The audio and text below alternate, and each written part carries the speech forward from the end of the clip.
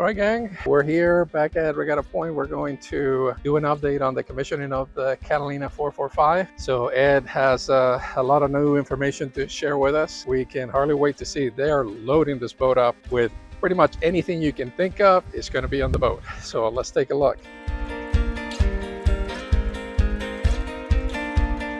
Hey Ed, good afternoon. Looks like there's a lot of work and a lot of progress being made on our 445. We have made a lot of progress, and it's been kind of exhilarating because the owner of the boat, knowledgeable sailors, both the owner and his wife, and they wanted the boat outfitted where they could safely cruise really anywhere. That's allowed us to kind of really think through the whole package before we just started installing things. And going back to the earlier videos, you saw us at the yard, you saw us here when we're bidding on sails. So now, if we take a look at the boat, you can see that we've installed the two 380-watt solar panels, Starlink antenna, that's the Marine Starlink antenna, and then we've got the IridiumGo exec antenna, the single sideband. You can see the single sideband insulators, and that antenna there is also a single sideband antenna. We've installed the Kato davit, and we always put stiff bars, or what they call prop posts, underneath the stern rail seats and on either side of the walk-through so that we stiffen that stern rail greatly. Split stern rails are great because you can walk through them, but they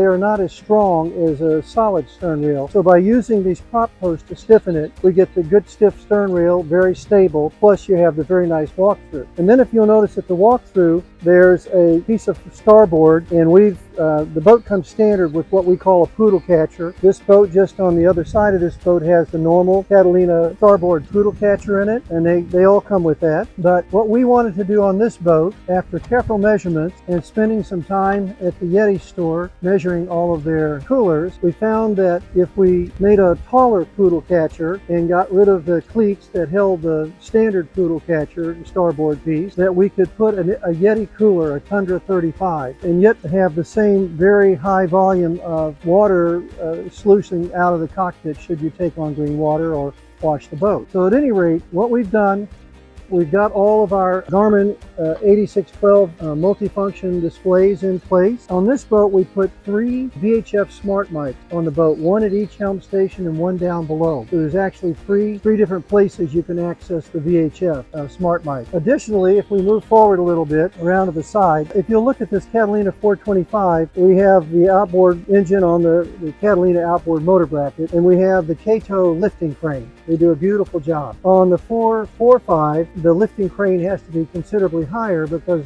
on this boat we have to use the Edson outboard motor mount. So we made sure that we had the higher lifting crane on this boat, and it worked out just like we hoped it would. And then if we want to step down into the cockpit for a moment, actually if we stand right here, we can observe a couple things. You can see how we've mounted these solar panels. It's kind of important. Anybody can run the frames from one side of the boat to the other, but what we've learned in all of our frames are the 1 1/4 inch, except this little 1-inch tube here that keeps the bimini itself a standalone bimini. So when we make the frames for the solar panels, you'll notice it's 2 1-inch tube, and then we weld gussets in between the tubes so that the tubes can't bend. If you just have one 1-inch tube, the weight of the solar panels and the boat movement, it can actually bend a little bit on a wide bimini like this. Then the other thing we do is we put these braces in the corner so that those frames can't move in either direction. And of course the solar panels themselves keep the frames from really moving, but we like to reinforce it just a little bit more. And then we run all the wiring down through this little vent right here, which is packed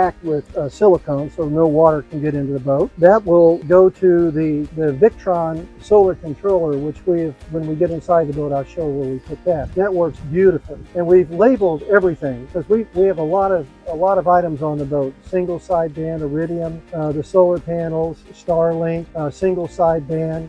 We've got a Garmin. Right now we're installing the Garmin Hub security system on the boat. So there's a lot going on. And all those wires have to be hidden. They have to be beautifully run. They've got to be wire tied and bundled just right. And we've been able to do that. And I think, I kid around, I think we've run about a mile of wire so far, and we're not finished. So it's moving along nicely though, and we're really coming up in the next few weeks. We will be finished with the boat. And then of course we'll do an expansive owner orientation like we do with all of our new boat owners. We really want the owners to be extremely familiar with their boats, feel comfortable on the boats, and the licensed captain instructors that do the teaching are very, very good, very friendly, and have got thousands, maybe hundreds of thousands of sea miles under their belt, so they know what it's like to handle a boat. Excellent. Ed, why don't you take us on board and show us a little more what's going on? I mean, okay, it's been a transformation since our last video. Come over here for a moment. So we have two more installations forward. One, we have the Viking Rescue Pro 6-person life raft, and we positioned it. You can see I've lashed it down, but we're going to mount that when we finish the interior. And then on a delivery or a passage,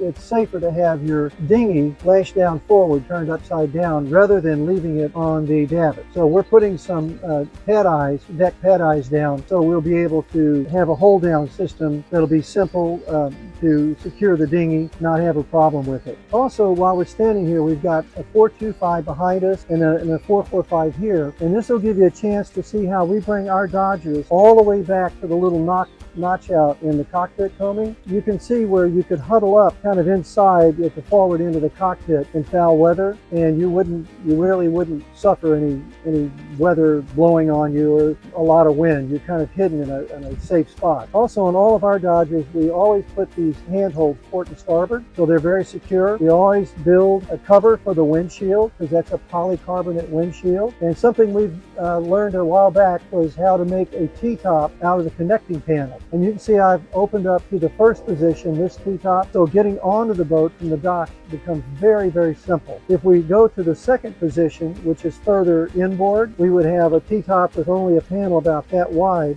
connecting the bimini to the Dodger, so you wouldn't have to disconnect the connecting panel at all. It stays in place, really quick and easy to unfold it or fold it, and that way you can sail the boat, look at your sail trim, but you haven't had to remove that connecting panel and stow it somewhere. So that's what I was talking about in a previous video with that bimini top. It adds a high degree of safety when you do the transition from cockpit to weather deck, which is the most dangerous transition when you're sailing and you're trying to get forward on the boat. So I think that was a great idea. One of the great ideas Catalina had, and one of the great features, since I think about 2014 or 15, is they did take the stern wheels all the way to the boarding gate. And I know most of you have noticed that at boat shows or when you see these 5 Series Catalinas, but by having it that way, as Jose just said, anytime your hand goes to something to grab in the cockpit, it's a stainless steel tube, not a lifeline, and it does make coming and going from the cockpit very safe. We even put these what we call prop posts again at the after end of the Dodger, and there's a handhold there on that 1 1/4 inch tubing. So your hand goes here, your hand goes there, goes up to the handholds port and start of the Dodger. I don't know how you could make anything safer and more stable than that arrangement. Okay folks, as we continue the commissioning of the 445, now on the inside of the Catalina 445 with Ed, and Ed is going to kind of walk us through all of the things, you know, I'm going to call it all of the toys that have been added to this beautiful Catalina 445. So a lot has changed, and Ed is going to be kind enough to bring us up to date on all of the changes. So this yacht is a work in progress. It's going to be beautifully outfitted. You've been following the progress right along in these videos, and I'll give you, we're not finished, so the boat's a little disheveled, but we're getting there. So I'll kind of walk you through what kind of come to completion or well along the way down below here. And I think I'll start right here. This is a Garmin hub security system, and this system will feature geo fencing, as well as we'll have a security system. If somebody opened the companionway, we would immediately know, and then you can do a lot more. This right here is a cell phone signal amplifier,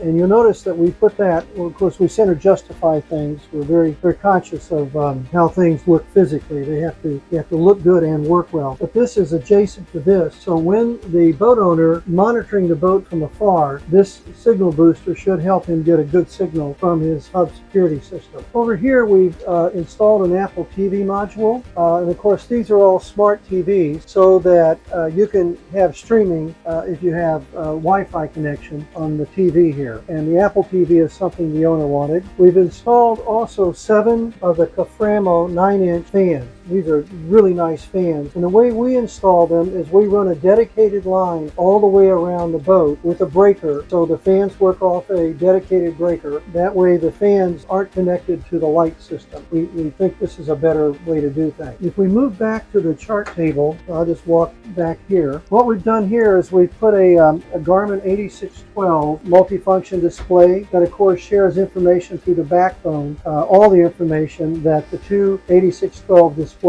give to the boat owner up at the helm station. Here we have, this is the Fusion sound system. Next to it is the ICOM single sideband. Next to that is one of 3 smart VHF RAM mics. They have one at each helm station in the cockpit and one here. This is the Iridium, and then the Starlink. You don't see a Starlink here, but we have Starlink on the boat. That is accessed through the cell phone. So we have Starlink for Wi-Fi. We have the Iridium for the phone, and then of course single sideband. The ham, if you have a ham license, you can talk to just about anybody, any other ham operator worldwide with these ICOM single sideband systems. We had already talked about another Garmin unit here. This is the 8612 multifunction display, and it's tied to all the Garmin suite of instruments by the way of the backbone. If we move over here, we haven't done it yet, but we will have a Seagull water filtration system at this faucet, but this will be the dedicated faucet for it. We've installed a custom installation of a coffee bean grinder and coffee maker right here. You can see it's not going to move anywhere, and we have a toast colored umbrella cover that is coming for it.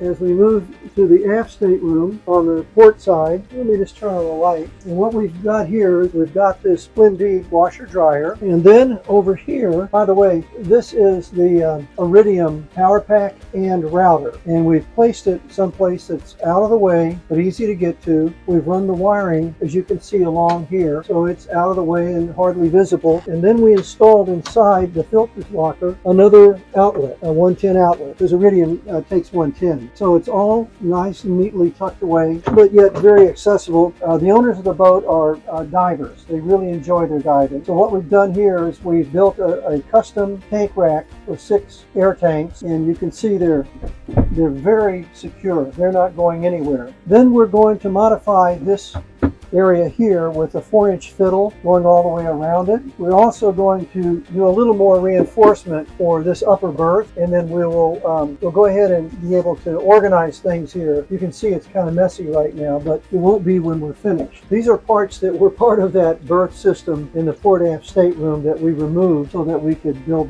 the tank rack. Then over on the starboard stateroom, we are going to house the Rainman water maker. The base unit will be here on top of this cabinet that gets you access into the back of the engine and the transmission, and we're going to put the membrane. We'll build a little enclosure for it. We're putting the membrane over there. So we've got everything pretty well placed where we want it. We'll continue working on finishing all the nuance on all these items. And when we're finished, I think everything will have its place. It won't actually be cluttered when we're finished. And the boat will be very nice. Now we're also installing, and we've finished the work with the exception of the seacock and through hull on the freshwater / seawater high capacity deck wash down.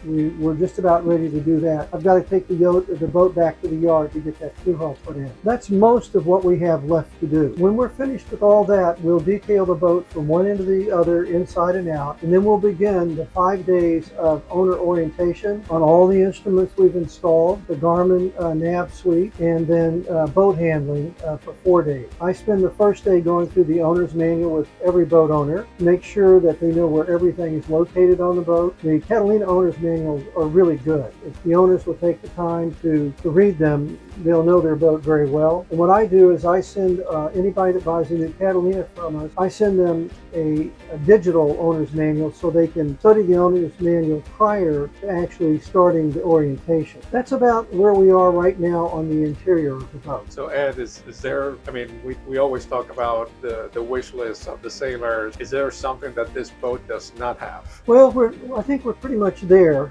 with the davit system, the anchor hoist system, the dinghy tie down that we're doing on the bow of the boat, and the Viking Rescue Pro 6-person life raft that we're mounting there on the sea hood. I think this is oh, well, actually there is another thing we're doing. I'd forgotten to mention it. We're installing, we'll do that this week. We're installing the Genoa car sliding system where you can control the Genoa cars from the cockpit and really fine-tune the sail trim. That'll be about the package. Maybe we'll think of something else, but I think right now that is the package. Excellent. Now we've been working on this boat now for several months. Yeah, it's been almost 3 months. Right, about 3 months. So it's that much work to get a brand new boat from the factory ready for delivery to a new customer. Well, typically it takes, I always tell folks, I would like 6 weeks to 8 weeks to really put their boat together correctly, fine tune the instruments, take them out in the river, do our sea trials. On this boat,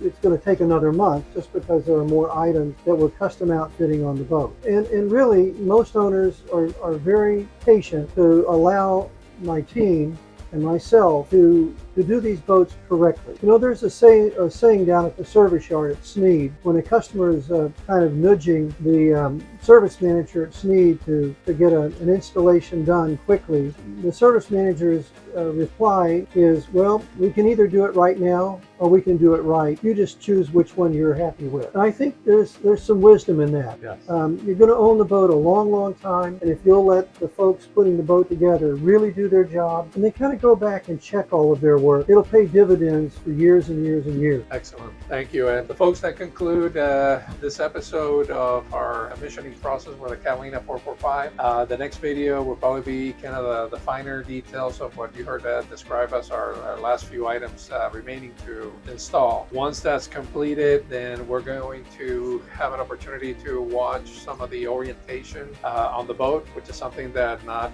every person gets to see, what a new boat owner goes through when they get delivered their boat. It's not like in the olden days where they hand you the keys and they push you off the dock. You know, there's a process now to make sure that you have an enjoyable experience with your brand new Catalina. So with that, thank you so much for watching, and we'll see you in the next episode.